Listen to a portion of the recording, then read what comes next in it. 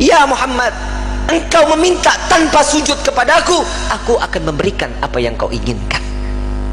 Nabi Muhammad SAW tanpa sujud, jika dia meminta kepada Allah pasti akan dikabulkan. Dengan akhlak baginda Rasul SAW, beliau sujud, tahu beliau adalah seorang hamba yang pantasnya untuk sujud kepada Allah. Dia adalah Nabi SAW. Tatkala mereka datang bersama dengan Nabi, ya Rasulullah, mintalah permohonan kepada Allah. Apa jawaban Nabi? Analaha, analaha, analaha. Aku yang dapat menolong kalian, aku yang akan memberikan syafaat kepada kalian, aku yang akan membebaskan kalian dari siksaan padang mahsyar di hari ini. Kekasih yang pertolongannya akan ditolong oleh yang maha penolong.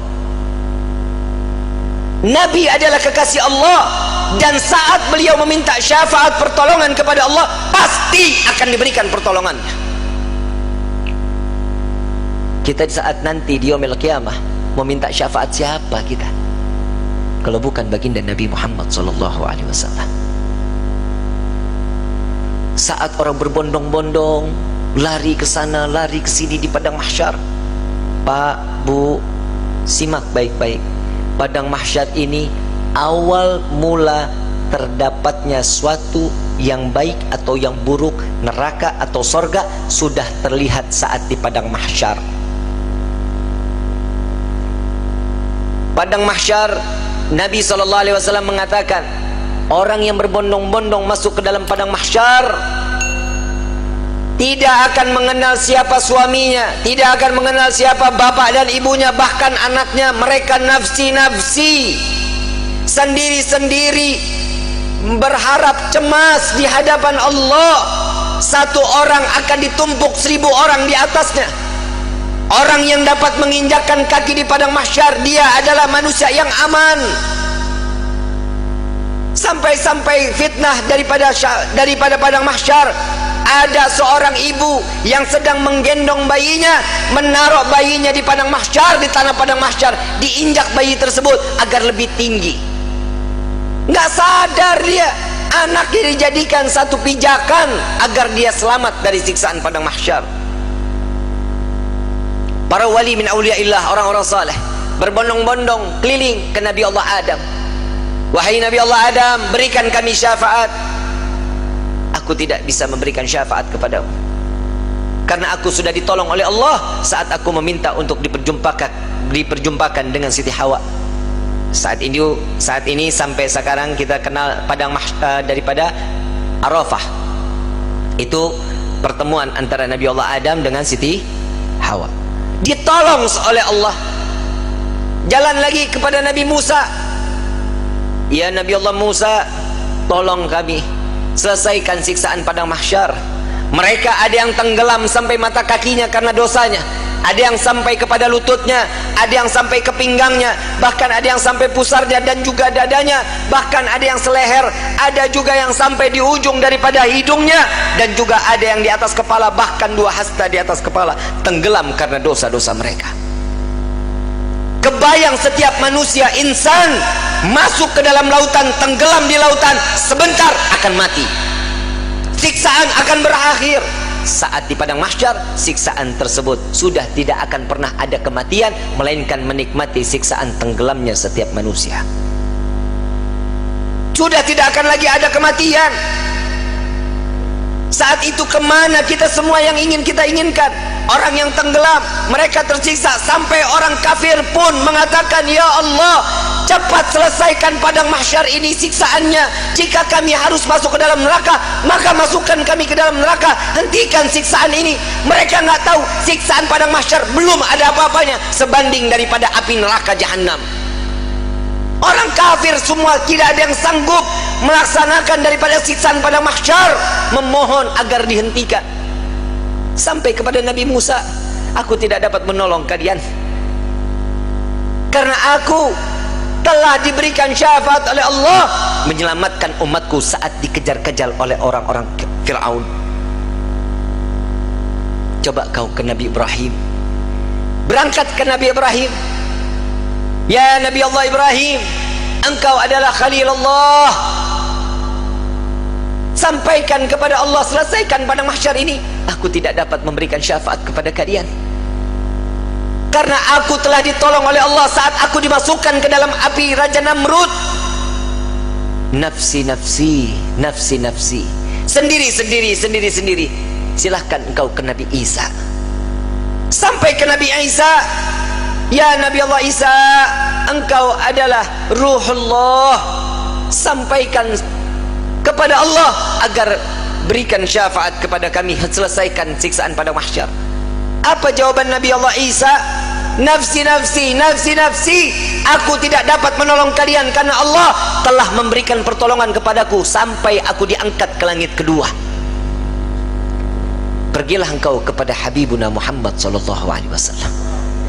Dia adalah kekasih Allah. Berbondong-bondong para aulia datang kepada Nabi sallallahu alaihi wasallam, ya Rasulullah, berikan kami syafaat. Sebelum orang tersebut berbondong-bondong datang kepada Nabi, Nabi SAW sudah melihat mereka akan datang kepada Nabi. Nabi berjumpa dengan Allah, Nabi sujud kepada Allah. Ya Muhammad, angkat kepalamu. Tidak lagi ada yang ibadah di padang mahsyar ini. Mengangkat kepala lalu sujud lagi Allah di hadapan Allah. Nabi Muhammad SAW diangkat lagi. Wahai kekasihku, angkat kepalamu. Sudah tidak ada lagi yang ibadah dia di padang mahsyar ini. Tetap Nabi mengangkat kepala lalu sujud lagi kepada Allah. Sampai terakhir, apa yang kau inginkan wahai kekasihku? Ya Allah, selesaikan siksaan padang mahsyar. Biarkan mereka, masukkan mereka ke mizan penimbangan amal baik amal buruk mereka. Ya Muhammad, engkau meminta tanpa sujud kepadaku, aku akan memberikan apa yang kau inginkan. Nabi Muhammad SAW tanpa sujud, jika dia meminta kepada Allah pasti akan dikabulkan. Dengan akhlak baginda Rasul SAW, beliau sujud, tahu beliau adalah seorang hamba yang pantasnya untuk sujud kepada Allah. Dia adalah Nabi SAW. Tatkala mereka datang bersama dengan Nabi, ya Rasulullah, mintalah permohonan kepada Allah. Apa jawaban Nabi? Analaha, analaha, analaha. Aku yang dapat menolong kalian, aku yang akan memberikan syafaat kepada kalian, aku yang akan membebaskan kalian dari siksaan padang mahsyar di hari ini. Saat dia meminta selesai padang mahsyar, masuk mereka semua ke mizan. Sampai di mizan, Nabi berdiri di depan mizan melihat rombongan daripada umatnya. Saat beliau dalam keadaan dosa yang begitu besar, Nabi sujud kembali di hadapan Allah. Ya Rabb, doa baginda Rasul sallallahu alaihi wasallam, ya Allah, ringankan beban dosa umatku, beratkan pahala mereka, ampuni dosa mereka ya Allah. Kita berbuat dosa di atas bumi Allah, Nabi yang terus menerus. Sampai di mizan pun Nabi sujud kepada Allah agar kita diselamatkan, dibebaskan, agar masuknya kita ke dalam syurganya Allah. Setelah mizan, Nabi SAW berdiri lagi di sirat. Saat dimana jembatan tersebut, satu helai rambut dibelah menjadi 7, tajamnya luar biasa. Di bawahnya neraka jahanam. Nabi menunggu sampai ada umat yang ingin tergelincir, dipegang oleh Nabi, dituntun sampai di ujung daripada jembatan tersebut. Nabi menjaga umat sampai saat di dalam surga kelak, Nabi berdiri di depan pintu surga, tidak masuk ke dalam pintu surga, menunggu satu persatu agar masuk, mereka dimasuk ke dalam surga. Sampai di dalam riwayat Siti Fatimah bertanya, ya Rasulullah, untuk apa kau berdiri di depan pintu surga? Aku menunggu umatku, jika satu yang tertinggal belum masuk ke dalam surga, maka aku tidak akan pernah masuk ke dalam surganya Allah. Huwa Muhammad, dia adalah Sayyiduna Muhammad. Sampai di dalam satu riwayat lain, Rasulullah izin kepada Allah melihat daripada daftarnya, umat satunya belum masuk ke dalam surganya Allah. Nabi berbincang kepada Allah, ya Rabb, izinkan Muhammad untuk memeriksa neraka.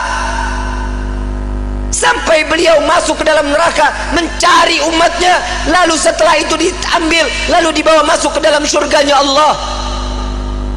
Dia adalah Sayyiduna Muhammad, dia adalah pemimpin kalian, dia adalah Nabi kalian, dia adalah Rasul kalian. Tidakkah kalian malu tatkala kalian berbuat dosa di hadapan Allah? Oh, sampai kapan hidup kita selalu tutup mata di dalam kemaksiatan kepada Allah? Hei para alim ulama, hei para kiai, hei para habaib, dosa apa yang kalian lakukan sampai terus menerus Indonesia diberikan daripada bala dan bencana? Wahai umat Nabi Muhammad, dosa yang mana yang kalian lakukan sehingga kalian enggan untuk bertaubat kepada Allah? Tubna ilallah, tubna ilallah.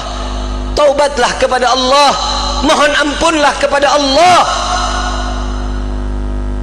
Jika para aulia, para orang-orang saleh, kakek nenek kita terdahulu, dengan bangga mereka saat kelak nanti masuk ke dalam syurga dengan membawa pikulan amalan-amalan kebaikan di hadapan Allah, bagaimana nasib kita saat mereka diperiksa oleh Nabi SAW satu persatu? Dengan bangga Nabi mengatakan, dengan amalan mereka, zakat mereka, sedekah mereka, sholat malam mereka, Nabi mengatakan, dia adalah umatku ya Rabb. Bagaimana dengan kita yang membawa pikulan dosa di hadapan Allah?